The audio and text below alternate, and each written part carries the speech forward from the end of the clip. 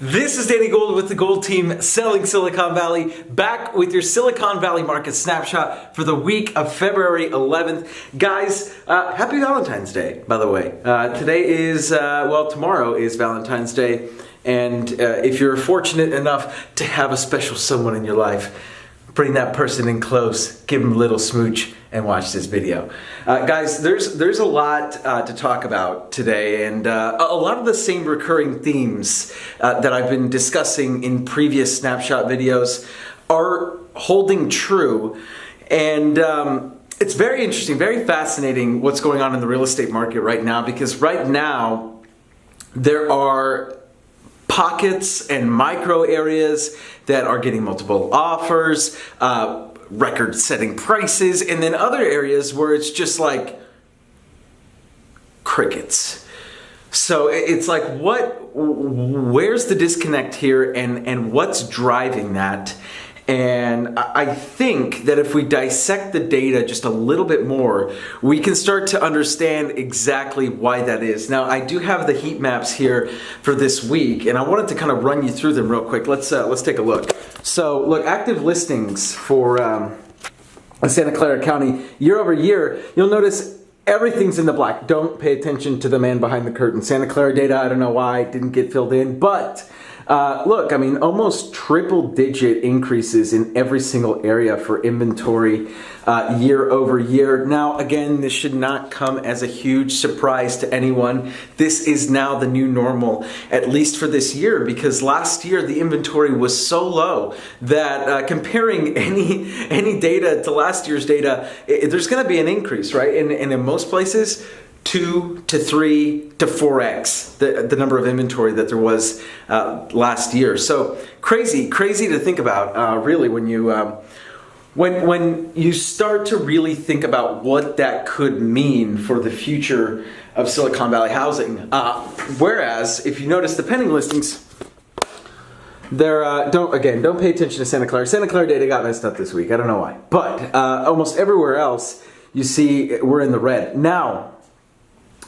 Black, Milpitas, black, North San Jose, Berryessa, black, Central San Jose, black, South San Jose. Now, why is that?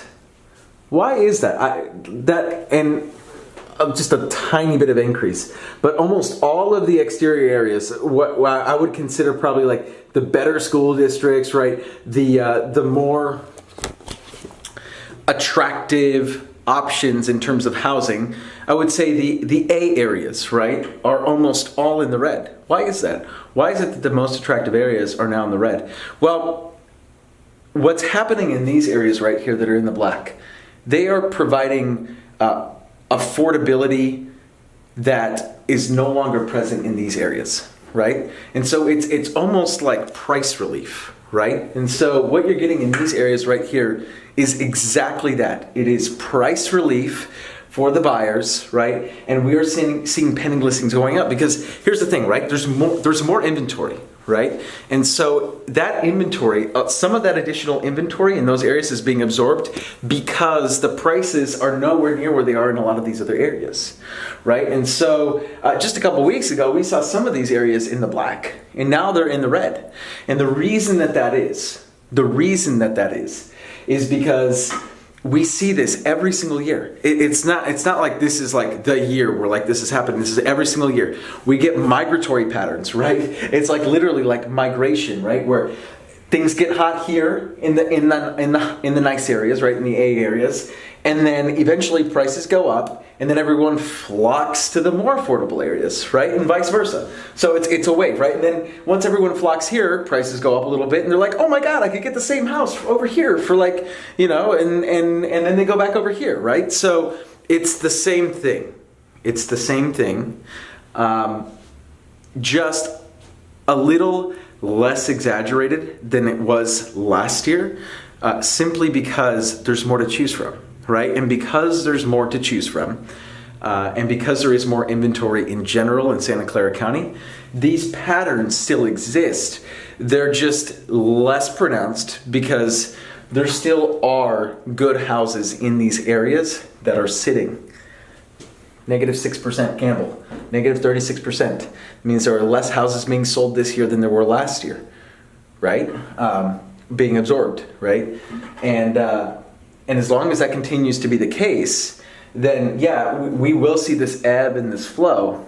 It'll just be less pronounced. Now, I don't know if you guys have been watching my videos for these snapshots for any given period of time, you'll know that one of the things that I really talk about is the fact that we don't really know what's going to happen with the inventory in the spring, right? We look at national data, we look at national trends, and we know that January, February, March generally have lower inventory levels than April, May, June. And my theory, my thought process went a little something like this, goes a little something like this. We're already at really, really high inventory levels for this time of year. What happens when the springtime comes and inventory levels go even higher, right? The demand is already fairly good right now for this time of year, right? And so you start to wonder, well, if the demand stays stagnant, right, or maybe like tapers off a little bit towards the end of the spring months and the inventory levels are really high, what does that do to prices, right? That's got to put pressure on prices. But there is one statistic, one piece of information that we have not been looking at in these videos up to this point, and I want to bring it to your attention now, and that is the percent increase from the beginning of the year to where we are right now, right? And so what this piece of data tells us is how fast the market is ramping up. And it's actually a very telling statistic, and it actually should instill some confidence in sellers that are holding off until the springtime. Let me explain.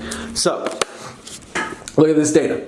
You're probably like, what is going on? And that's kind of what I think when I first saw it too. But it makes a lot of sense. So, this percent increase, that is the percentage increase in housing since the beginning of the year, right? This is year over year change. So 926 houses, right, compared to 655 at the beginning of January of this year is a 41% increase. Now, you might be thinking, well, that's a lot. And yeah, it is, but it's actually not. Last year, remember last year, the craziest year ever, right, in the history of mankind for Silicon Valley real estate. Not really, but kind of, right? Look at this.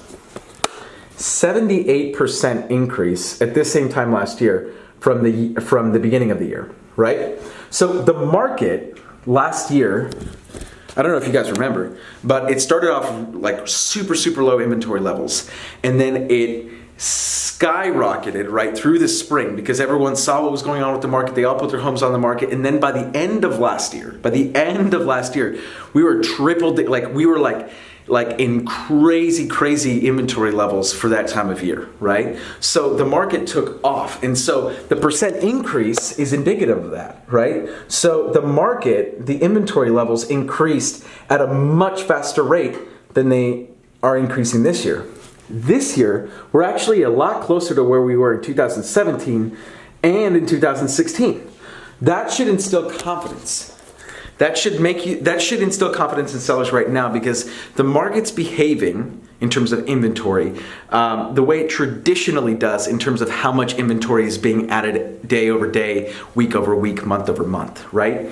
And so if we were closer to this number, right, the 78% or higher, then we should be panicking. But right now, I would say that we're in a good spot if you're a seller, right?